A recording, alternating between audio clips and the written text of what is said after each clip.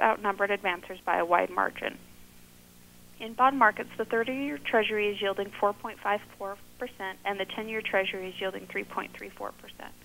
This is Lucille Lambert of Edward Jones, member SIPC, bringing you this Wall Street to Main Street report.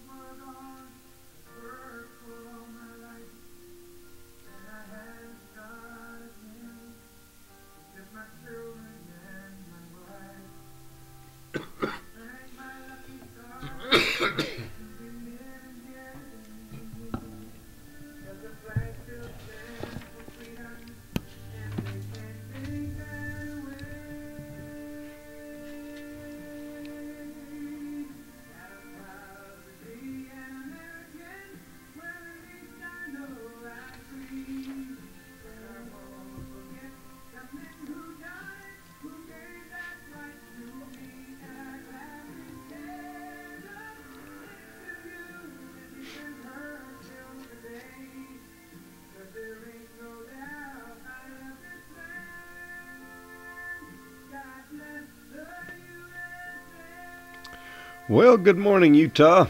This is Hans Anders from Restore America. You've probably noticed my voice is not any good. It's shot. I went to a doctor trying to get it fixed. He said what I have, they can't have a pill for, or they don't have a pill for. So I've got a special guest with me today, and I've asked him to take about 95% of the time, maybe more, so that I can continue to rest my voice and follow the counsel of my doctor. He said, you just need to shut up. He said, that'll solve most of your problems. But, Brian Turner, he's from Salt Lake. He came down here to be with us this morning. He's a coordinator for the John Birch Society here in Utah. What other states do you cover? I cover Utah, Arizona, and most of Nevada. So you've got 3 states there. Yeah. You have a lot of ground to cover. Yeah, I met him, I don't know, it's been several months ago when another good friend of mine, Bliss 2, brought him over and introduced him to me. And it made me think back into the 60s when I was a little younger. I went up to Ezra Taft Benson's home to meet with him one night, and he didn't have a big fancy home. It was kind of like these brick homes you see down in Provo, you know, that have the brick columns out front and the covered porch, you know, and the front room was really kind of small, but it was just an old, simple home. But that's where he lived. That was his home. And when I met with him that night, I wasn't there because of me. I was there because of my father. He and my father were real good friends. I didn't know how good they were until years later after Dad died, and I got into getting his paperwork and saw a mountain of correspondence. But I wanted to bring that up because when I was up there at his home that night, he talked to me about joining the John Birch Society. Mm-hmm. He wanted me to do it. And so I thought, well, when the 12 apostles asked me to do it, maybe I better do it. Some good advice. Yeah, it was good. Later on, I was talking to another member of the 12 who said President Benson spent about 45 minutes with him in a parking lot one day, extolling the virtues of the John Birch Society. And when my dad was a general authority down in Mexico, I was down there visiting for about 3 weeks one time, and I was staying at their condo down there the church owns, you know, had for the general authorities when they were in the area. Mm-hmm. Well, they were living down there, so they were there all the time. But I saw sitting on the table there some articles that were John Birch reprints. Mm-hmm. And I said to my dad, you know, I'm in Mexico now. You know, I'm in Mexico City. I'm 1,000 miles south of here. You know, we rode on a bus for 24 hours from the border to get down there, you know, and I thought, here I am in Mexico. Where's my dad getting literature from the John Birch Society, you know, clear down here in Mexico? Yeah. And so I asked him, I said, Dad, where are you getting this? And he said, Ezra Taft Benson, he said, the first presidency, the church leaders, they send out a packet to us every week with updates and church records and stuff like that. And he said President Benson, he regularly puts in reprints out of the John Birch Society magazines and sends them out to all the general authorities all over the church. Wow. And I thought, man, he's still carrying the sword for the... That's pretty brave. Oh, that is. And he was fearless. Even down there in Mexico, I ran into real good literature. That reminds me, one of the things that kind of introduced me to the John Birch Society was a talk that Ezra Taft Benson gave on called Stand Up for Freedom. Anybody can find it online. Yeah. You look at Google video, and he talks about the John Birch Society and how it's one of the most effective organizations, or the most effective organization to defend freedom and fight against big government and those types of things. And that really has a big impact on me. He seemed to think the church could not take the lead in this. Mm-hmm. But he wanted to have people participate in some type of education, get themselves up to speed, and the organization he chose to educate people that he thought was the best was, of course, the John Birch Society. Well, I wanted to do that to introduce you, do a little name drop here, as well as give you some credibility in the eyes of wonderful people here in Utah County, because we got another problem rearing its head here. We sure do. And I wanted to have Brian talk about this so that you'd know why we're concerned, and then I suppose you're going to tell us what we can do about it too. There's always solutions. We got Robert Welch, the founder of the John Birch Society, said that education without action leads to frustration. We learn about these things and all the things that are going on. We don't do anything about it, we're going to go crazy. And so the John Birch Society is about education and action. And so we've got to do something about the things that we learn about. Okay. Let me invite people to call in here. I really would like some calls in here today, especially in light of my voice. I need some help here. And ask Brian some questions here to help keep this educational hour moving along. It's 801-224-1414. And I'm going to try and say less and less about more and more now. Brian, you go ahead, and I'll sit here and sip my water. And well, I appreciate the opportunity to come on and talk about some of the things that are going on in the legislature this year and the things that we can do about it. Two big bills that I really feel that are really important, more than anything else. There's so many things that are going on. It's hard to focus on, focus on one thing and what we can be the most effective at. And really, if we fail in these two bills in getting them stopped, everything else that we care about really doesn't matter, because what's with HJR 2 and HJR 14, if they're passed, they call for a constitutional convention, which could literally destroy the Constitution that we have now. Many of our listeners, of course, believe was inspired by God. And so it's really important, and it could be turned into something like a UN charter or a European Union document, something that destroys our God-given rights and it does not set up anything except for maybe the right to Obamacare or things along those lines. You talk about a constitutional convention. What right do they have to do this? Where do their rights to even do this come from? Well, Article 5 of the Constitution does authorize two different ways to change the Constitution. And one of the ways is what it's been done 27 times before is through the amendment process. And that's the way it's been done every single time since the ratification of the Constitution. The other way that Article 5 lays out is through convention of the states. And that's never been done since the Articles of Confederation. If anybody hasn't watched the video, A More Perfect Union, put out by BYU and distributed through the National Center for Constitutional Studies, called A More Perfect Union, I would really recommend watching it, because it really lays out, explains in a great manner how our nation came to be, but also the dangers of a convention because of what happened the first time. Thankfully, we had men like James Madison and George Washington and Thomas Jefferson the first time around. But if we were to have a convention today, our new founding fathers would be like men like Harry Reid or women like Nancy Pelosi. And that's a stark contrast, and something that I think most people would object to. And so that's really important that we recognize the dangers that could happen. In the original convention, the delegates were given strict boundaries to stick to, and they were told that if these boundaries were breached by this convention, that they were to leave immediately, and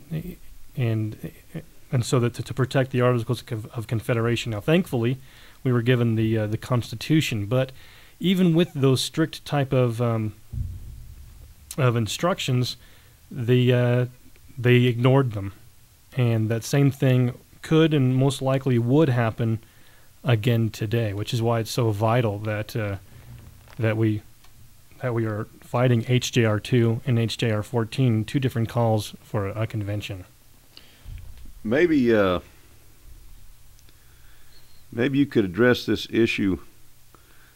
These people that are going to be promoting this, Mm-hmm. What do they think they're going to accomplish? I don't think they're stupid enough to think they've got a Washington or a Madison around. And with 70% of our federal budget going for unconstitutional things, we're not going to have elected officials going to this convention that think anything like our founding fathers did. But what's their excuse? I'd rather have this thing being torn down. Well, not being torn down, but I'd rather have it piecemeal than have a swoosh. Right. Just a total abandonment of the division of powers. That it gets busted down every year. It busts a little farther. Right. We pull a little further away from what they had. But what excuse do these people have? What do they say that we need to be aware of so we can counter it? Yeah. One of the first things they say, which I definitely agree with, is that the federal government's out of control and something needs to be done. And I would agree that the federal government is out of control, but I don't think anything should be done. I think the right thing should be done, and the solution is in the Constitution. The other thing that the problem isn't the Constitution, it's the ignoring of the Constitution. But the other thing that they say is that a convention can be limited. And they have, a few sources that would cite that, but I think history and warnings of different legal experts, like Rex Lee from BYU, warning against a convention are much more reliable. And really, there is no precedence to say that a convention could be limited as they contend. Yeah, I've wondered where they would go now that we don't have men. I've always loved, for the LDS people, I've always loved these scriptures where it talks about the Lord raised up these people. Mm-hmm. And whatever is more or less than this cometh of evil. Right. And we're to befriend this Constitution. And I'm afraid we have too many people who think, well, we'll have a bunch of inspired people gathered to improve on what the Lord already said is something that's supposed to be for all nations. Yeah. We're not supposed to get a group of people together who figure out how they can abandon it. And that's my big fear. Is you look at the Founding Fathers, they carefully listed 18 powers that Congress could be involved in. Exactly. And they did that along with the 9th and 10th Amendments to assure the people the federal government would never do these other things that it's doing. Now over 70% of its budget is for things which, under the original Constitution, what Washington and Jefferson, Hamilton, Right. Madison, what these people thought, we're way off the beam. Mm-hmm. And to think that somehow people that have been seduced are going to get together and figure out how to fix things. Yeah. When these elected officials are the ones that have dragged us off course, I don't think we've got a chance. If we were to go to a convention, the things would be just so bad. You got people, again, like if you like Harry Reid as a founding father, you'll like a con. Yeah. But even our state legislators, they pass things that violate the proper rule of government all the time. The public in general doesn't understand the principles of good government the way that the founding fathers did. And so, but there are solutions, and that you don't have to go through a convention to do it, to solve the problems that they're going after. I think both bills, they're interesting because they don't. They first of all, now, you've got these bills right here in front of you. You've got them on the table here. What do they say? These are bills that have been introduced, I guess. One says HR 2 and HJR 2 and HJR 14. Are these are bills that have been introduced in our state legislature? Correct. Up in Salt Lake. They'll be going through committee and then through. Hopefully, we can kill it in committee, and then through to a floor vote. And each of them, they both misdiagnose the problem. A lot of this last election, a lot of the people running for office were running on how they were great defenders of the Constitution. And now some of them, now that they're in office, want to change what what they said that they were going to defend. And I find that pretty ironic. But HJR 2 and HJR 14, they're blaming the victim, basically. They're blaming the Constitution for the problems that we have. And that's really a misdiagnosis. The problem that we have right now is an ignoring of the Constitution. Not the Constitution itself is not the problem. Both of them offer solutions through an Article 5 convention or a constitutional convention that the Constitution already provides a solution for, namely the 10th Amendment.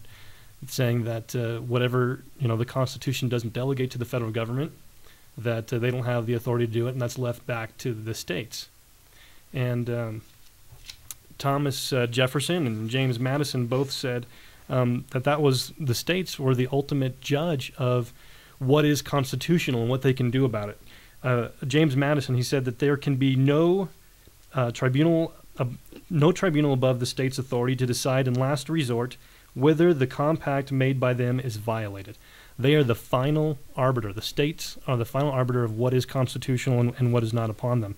And then Jefferson said that the several states who formed that instrument, meaning the Constitution, being sovereign and independent, have the unquestionable right to judge of its infraction, and that a nullification by those sovereignties of all unauthorized acts done under color of that instrument is the rightful remedy. So nullification is the remedy through the 10th Amendment of what Thomas Jefferson said is the proper solution to the problems that we face. Something else that it does is it admits, basically, if these amendments are put through, that admits that all of the current out-of-control spending and all these big government programs that are going on are authorized in the Constitution to begin with, and it needs to be fixed. And that's a dangerous assertion to be making in and of itself. And so they really just misdiagnose the problem, and they're admitting something that isn't true in the first place. Yeah, leave the door wide open for this 70% unconstitutional activity. Exactly. I think a lot of these people, they mean well. I remember years ago we went through this fight, and I remember writing letters to the state legislators, and I've done it again, saying don't do this. Mm-hmm.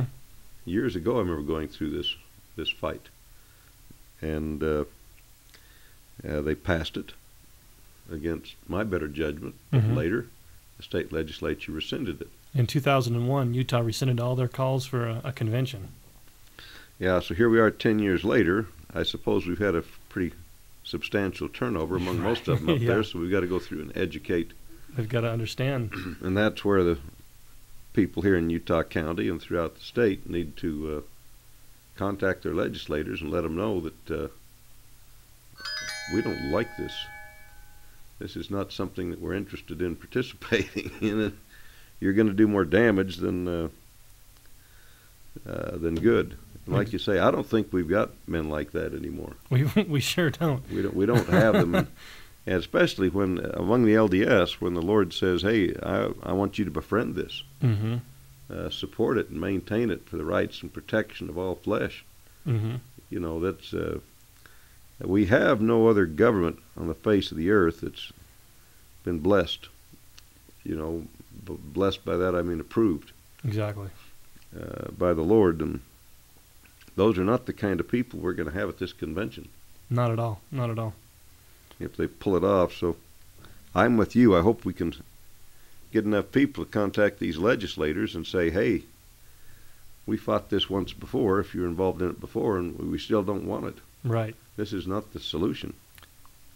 there's a few more things that are problems with both of the bills. You know, CONCON is dangerous, and the founding fathers recognize that. In fact, James Madison, even though Article 5 is in the Constitution and the authorization to do an amendment is there, they warned that, you know, if we go about it the wrong way, if we don't do it the amendment process the way it's been done 27 times before, and if these things were good, you know, were good ideas, then could be added that way, not through a convention.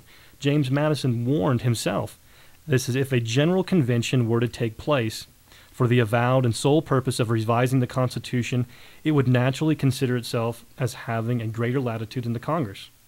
It would consequently give greater agitation to the public mind. An election into it would be courted by the most violent partisans on both sides, and would no doubt contain individuals of insidious views who, under the mask of seeking alterations popular in some parts, might have the dangerous opportunity of sapping the very foundations of the fabric, having witnessed the difficulties and dangers experienced by the first convention, which assembled under every propitious circumstance. I should tremble for the result of a second meeting in the present temper of America. And that was James Madison warning about a future constitutional convention.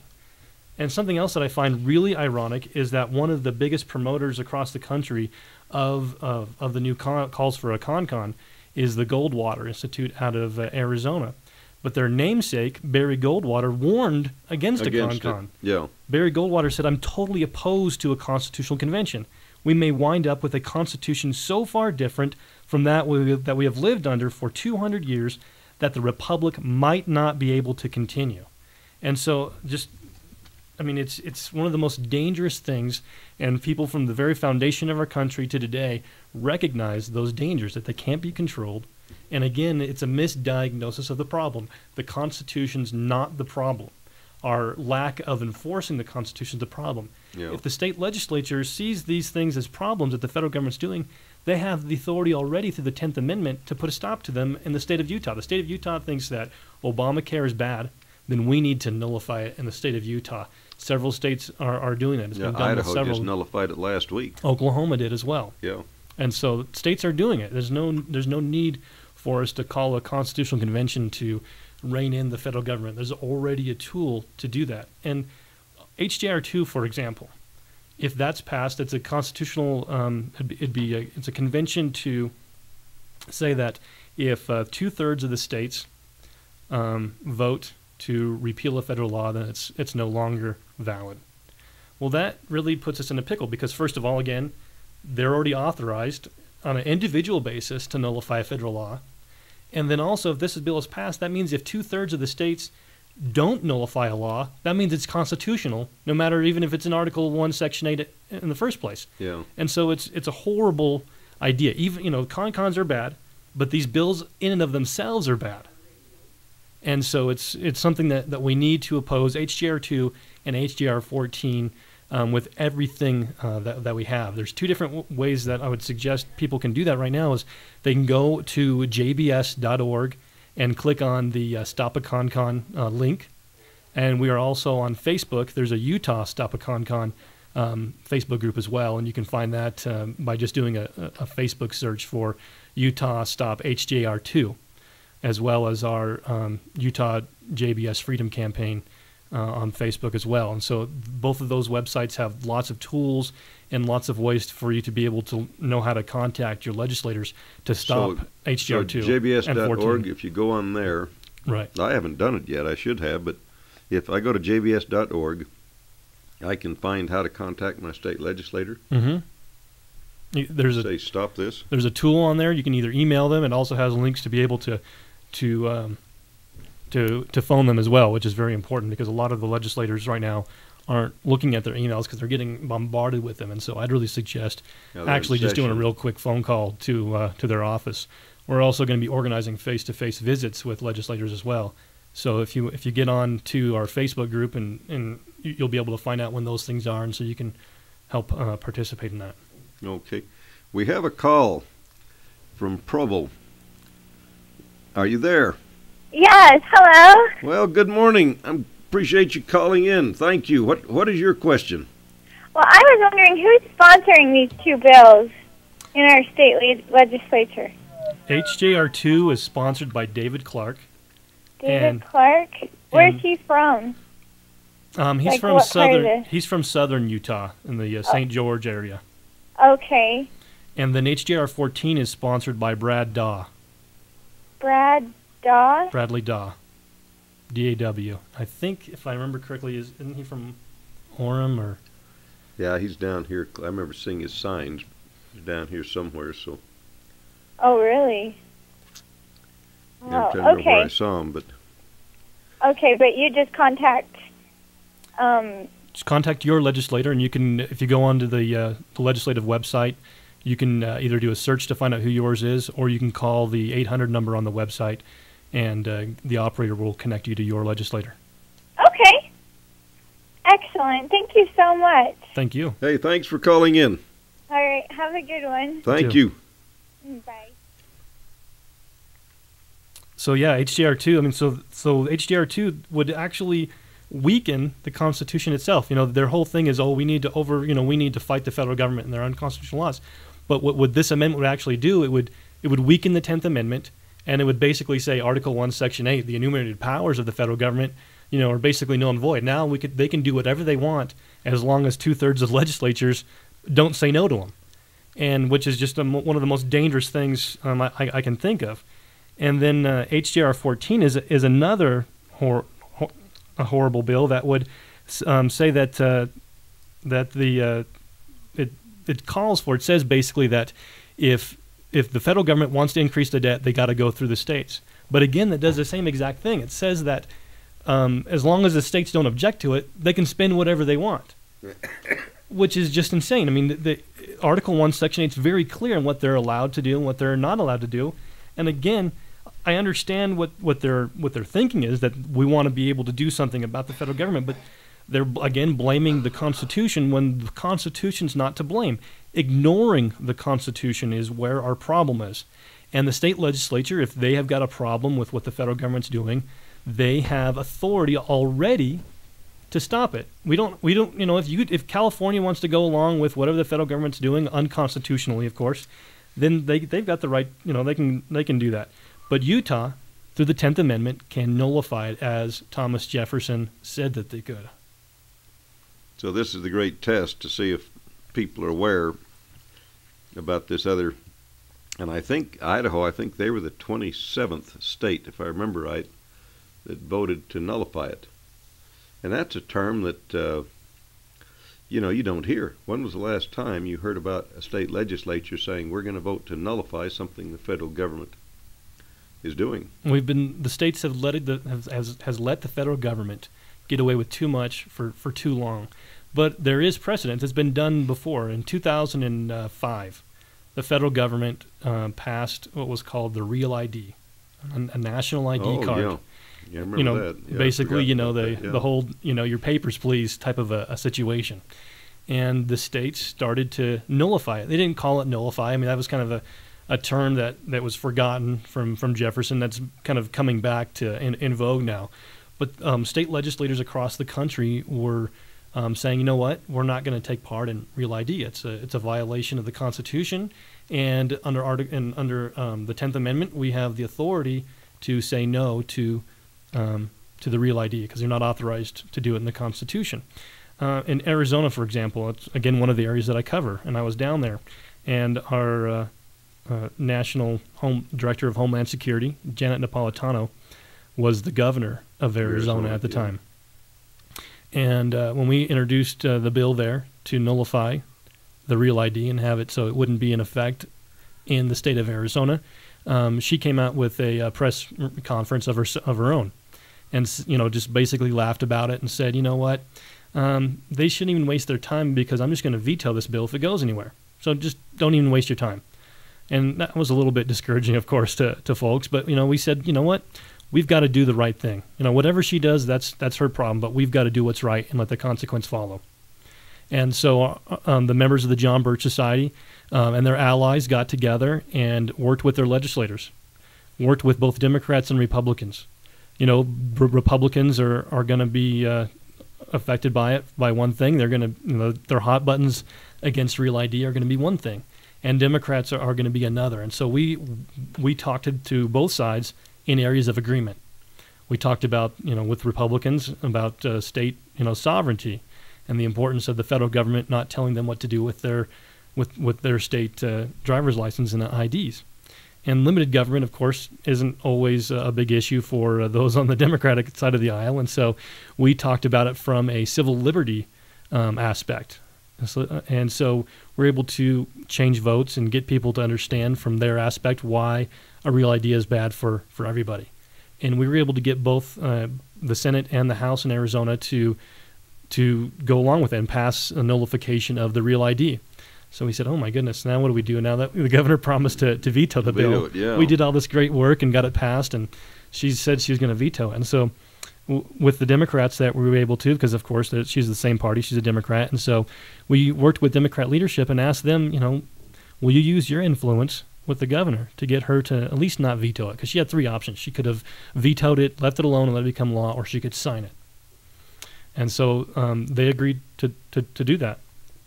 And then our members, of course, did their work of contacting and meeting with and educating the governor on that as well. And so when it came time, not only did she not veto it like she said she was going to, but she actually signed the bill. And it really goes to show that you don't just give up because you think that the elected official is not on our side. We need to really work. And they may get religion. They may when they see enough people. Exactly. And when that program is worked effectively and with enough people working it, it's proven effective time and time again. And so that's what we can do with this and with every other federal bill. And that's why the John Birch Society is so effective, because when we have enough people working on the program, we can get elected officials from any party to do the right thing. Because you're not a political organization, you're an education organization. Exactly. People think you teach correct principles, and you try to gather people. And in this case, the Real ID thing, you even converted the governor. That had promised to veto. That's amazing. Yeah, I wasn't aware of that. I wasn't aware that I knew she'd been on the wrong side of a lot of stuff, but I didn't realize she'd ever actually signed it. And so she had signed the bill to nullify it. And so Arizona was one of, I think it was 21 states that nullified the Real ID, which led to the federal government saying, basically, there's nothing we can do about it, so we're just going to leave it alone. So basically through the states, they were able to nullify a bill. They nullified it not only on the state level saying we're not going to do it, but effectively nullified it for the whole country. So instead of calling for a Article 5 convention, the states need to stand up and enforce the 10th Amendment. These problems that they're trying to solve, which are horrible, their solutions are horrible, can be solved correctly through what's already in the Constitution if they have the backbone to do it. And unfortunately, sometimes legislators and elected officials need their constituents to give them that backbone. If they'll speak up. Yeah. Yeah, I know. Going up there with my father and watching people, I realized that most of these people are there. They don't have an understanding of correct principles. It's true. They don't have them, and so if people who do have correct principles will speak up, then that'll give these people the backbone they need to go for it, because we need to make popular that which is good. Exactly. Because the other side is doing just exactly the opposite. They're trying to make popular that which is evil. Which could and not that these guys are bad guys necessarily. I mentioned Dave Clark and Brad Daw as sponsors of the bills. I know Brad Daw has introduced some really good legislation, and so I don't want to make enemies out of anybody. I just want to help them understand, because they are supporting some good bills, and they might just be uninformed of the dangers of the convention. They might think that because they put a little line in their bill saying that if it goes beyond the scope of this call, that it's null and void. But once a convention is called, it's called. Yeah, that's what I don't think people realize. I've attended a lot of Republican, been up to their state conventions and the county conventions, and the mass meetings and so forth, and they always come up with these fantastic things that go into the party's statement of position. Mm-hmm. But by the time it gets to Washington, it's not there. Right. So here we think we're solving the world's problems, Right. and our solution doesn't even get honorable mention. It's not there, and that's where I think these people. I remember one time up there when my father was in the state legislature, a fellow had introduced a bill promoting private schools. Mm-hmm. And he had all the respect in the world for my father, but he hadn't talked with my father about this bill. And he introduced it, got it signed, got it, put in the hopper. And then they were holding meetings on it.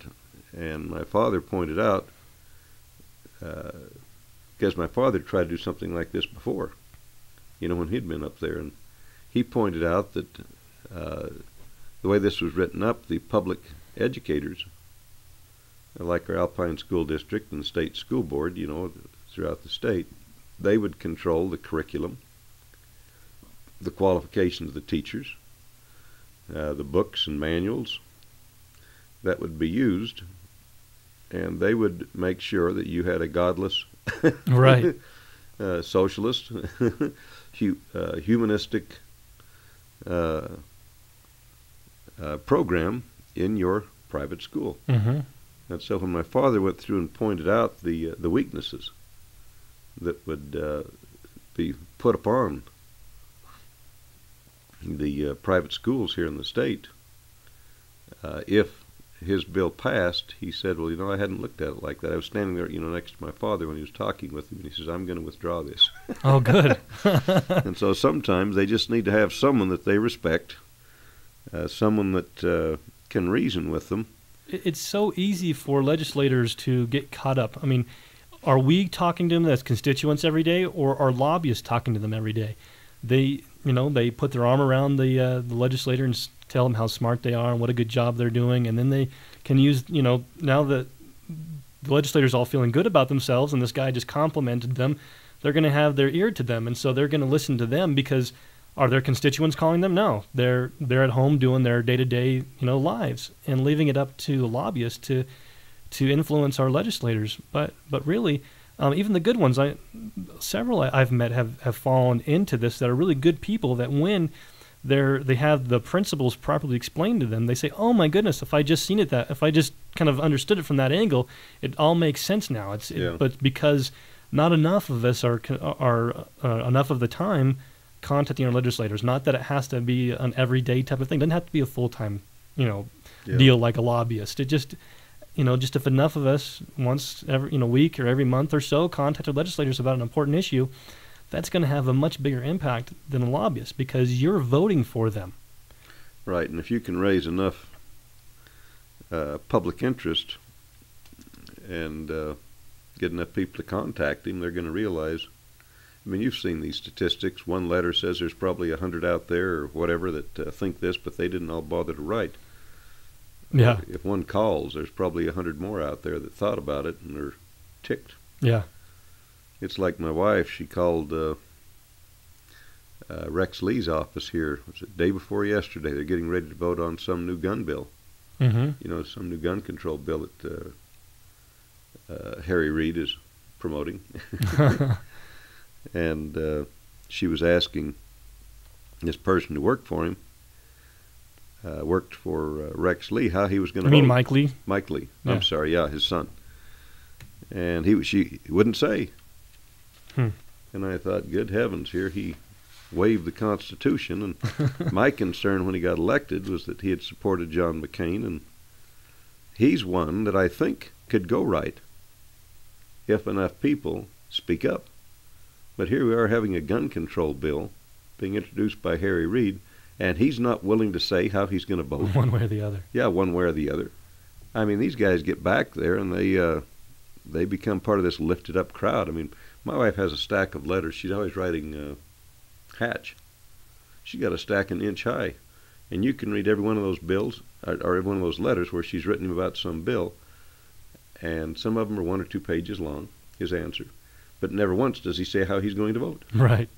I mean, it's the most amazing thing that these people, and Rex Lee, at least Mike based on Mike Lee here 2 days ago, he's going into that same mode. Right. And I thought, what is the matter with these people? They're cowards, and they need to be called to account. And Mike really needs it, because he's got a history of running with the wrong people. He has a history of it. Most people don't know it. But Right. He's been on the wrong side of stuff and been running with the wrong people, financially supporting the wrong people. So he's one that needs it. And, of course, like you're saying here, our state legislature, they need it. They need it. They need contact. They need contact from you and me to write them. And you'll be pleased to know, Brian, that I've written both my state senator Wonderful. and my state legislator. And I got a letter back from my state legislator saying that he's going to vote against it. Wonderful. He's already figured it out, and haven't got a letter back from my state senator yet. But speak up. Absolutely. We need everybody to. Let them know. Write them a letter. Send them a note. Give them a call. And that reminds me again, I wanted to mention again, so everybody that's listening can help us to stop these calls for a Article 5 convention, that they can urge their reps to vote no on HJR 2, vote no on HJR 14, the two calls that we have. And the tools you have available are on jbs.org. Or if you're on Facebook, you can do a search for Utah Stop HJR 2, as well as our Utah JBS Freedom Campaign. Or I can get you the tools as well and let you know what the John Birch Society is doing here in Utah if you give me a call at, of course, 801-358-6132 after the show, 358-6132, or email at bturner@jbs.org. We really need as much help as we can to stop these calls for a convention. We're really close to it. In the past, we've been 2 states away. Thankfully, in the past, we've been able to rescind and give us some more cushion room. But there's right now a national effort, an organized effort of people that really want to destroy the Constitution, to push for a new convention so that they can put forth their big government agenda under the guise of supporting the Constitution. Yeah. But if you support the Constitution, then you enforce it. You don't try and change it. Again, I want to help people get a picture. If you like Harry Reid as a founding father, you'll like a con-con. We need to stop the con-con. Amen. Yeah, I like that. Whatever more or less than this cometh of evil, and I hope enough people realize that it's one thing to have them tear this thing down piecemeal and get stopped occasionally, but these two bills, they're going to blow the door wide open. Absolutely. For a total abandonment. I mean, if you want to look at it facetiously, humorously, you might say, well, if they do that, at least they'll have destroyed the Constitution, and it won't be the watchman on the tower for us that we're watching. But again, that's facetious, bad humor. They destroyed the one watchman, the one protector that we had, that we can all look to and rely on and talk about. Yeah. And say whatever more or less than this cometh of evil, because their proposal is to potentially alter it so much that we won't have our Constitution anymore. Exactly. We violated so much of it already. This would just finish it off. It would. Your First Amendment be gone, Second Amendment be gone, and this isn't something that we're just saying. We're not, it's not just the John Birch Society saying that this is a big danger, but it's something that, of course, I quoted before, Thomas Jefferson and James Madison saying that these are huge dangers. There's no controlling a convention. Modern legal experts talked about that as well. Former Chief Justice of the Supreme Court, Warren Burger, warned about it. U.S. Supreme Court Justice Arthur Goldberg, Professor Lawrence Tribe of Harvard Law School, Charles Rice of Notre Dame Law School, Thomas Emerson of Yale Law School, Professor Gerald Gunther of Stanford University Law School, Rex Lee, former president of BYU, warned against it. Cleon Skousen warns against it. There are some people saying that Cleon Skousen was for it, and he was, but in 95, I think it was, he wrote a letter to Phyllis Schlafly saying, you know what, Article 5 might be okay if we've got people like James Madison and Thomas Jefferson in government today, but we don't. And so so today it's the wrong plan. It's wrong because of the people that would be in charge of it, the understanding of the American people, the understanding of our legislators, and those that would be called to the convention. So these people that are highly respected, law experts, legal experts, constitutional experts, all warn that a constitutional convention or a con-con would be a bad idea. Con-con is a con. There's no controlling of it. And so we need to stop HJR 2 and stop HJR 14. Yeah, let me read a couple of scriptures here for my LDS friends out there. And now verily I say unto you, this is section 98, starting with verse 4.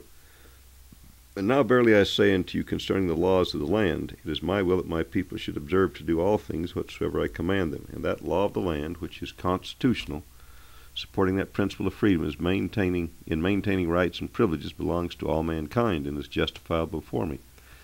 Therefore I, the Lord, justify you and your brethren of my church in befriending that law, which is the constitutional law of the land. And as pertaining to law of man, whatsoever is more or less than this, cometh of evil.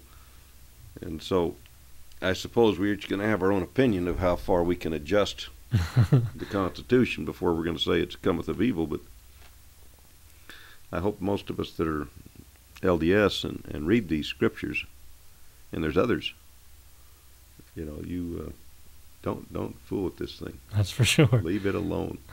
Enforce it. Yeah. And the solutions are already there. There's no reason to admit of a thing that's not true. And that's what these amendments do. They say that what Congress is doing right now is okay, so we need to change the Constitution to limit their ability to do these horrible things like Obamacare, all this welfare spending, the big government programs that are out there. But they're not authorized to do it in the first place. But because we haven't stood up and enforced the Constitution as the Founding Fathers said we needed to, that's why they're allowed to get away with these things. We don't need to change the Constitution. The solution is already there. It's been done before. They're doing it again with states nullifying Obamacare, nullifying the Real ID. We just need to stand up more and say, you know what, we're not going to do it anymore. And that's the solution. No reason for a con-con. There's huge risk, zero benefit. It just doesn't make sense. The solution's already there. Yeah, follow what we have, do the nullification. I was quite pleased. The fellow given credit for the passing of the nullification up in Idaho is a brother-in-law of mine. He understands the Constitution, and he's the head of the Senate for the state of Idaho. And so he's pushing this nullification up there and got it passed. They became, it's either 26th or 27th state to do it. But some of these people like that, they do understand. Mm-hmm. This is the way to approach it.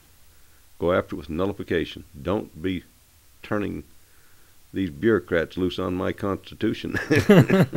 And what's interesting is, I don't know what Idaho's version is, but a lot of the states, like Oklahoma, I think it was, that did the nullification. It's actually a crime, a punishment. So if a federal official tries to enforce Obamacare in the state of Oklahoma, they'll be arrested. And so those are the kind of teeth that Utah can do to get rid of Obamacare, get rid of Real ID, get rid of all the things that David Clark and Brad Daw want to get rid of. These are ways that we can do it. Yeah, I remember talking with a friend of mine, Sheriff Mack. I haven't seen him in years. He's from down in Arizona, though. Yeah. But he was telling me, this is a long time ago, that when they passed all these new gun control laws, it was up to the sheriff to enforce them. Exactly. At the local level. The sheriff was one who was supposed to be going around and running all this stuff down, and he just said he wasn't going to do it. He did his own little nullification in his little county down there, and they couldn't do anything about it. They passed these laws putting all these new expenditure requirements on local government to enforce federal law, and he just said, no, I'm not going to do it. And he actually took it to the Supreme Court and won. Yeah. He's got a good book about the power of the sheriffs that people should read about, working with the sheriffs to get them to also nullify laws that, that the federal government wants to enforce. I was speaking with the sheriff of Iron County the other day, and he's following that the example of Sheriff Mack, and he says that any federal official that comes to Iron County has to go through him to make sure that he approves of what that federal official is going to do, if they're going to arrest somebody or things along those lines. And so there's sheriffs that are doing it, and the Supreme Court backs them up. And so, the Constitution backs them up. And these solutions are already there. There's no reason to reinvent the wheel and to put everything at risk. And actually, not only, these aren't even solutions that are being offered by HJR 2 and HJR 14. These are things that will decimate and ruin the Constitution. They're horrible. Even Yeah. just all They in mean all. well, like that friend of my dad's who introduced that bill to help private education, which would have hurt it. Mm-hmm. Would have hurt it to pass laws like that and then have this state board of education have control. And it would have been terrible. Well, anyway, hopefully we can convert these people, get them back. I guess people want to feel like they're doing something. Right. And this, you read them, it looks like an attack on federal government gone wild. But as you pointed out, this is not the solution. This opens the door for burning the whole place down. Exactly. You know, that we've got to do something mentality. That's what Nancy Pelosi was saying when they were trying to pass Obamacare. You know, the health industry is so wrong. We've got to do something.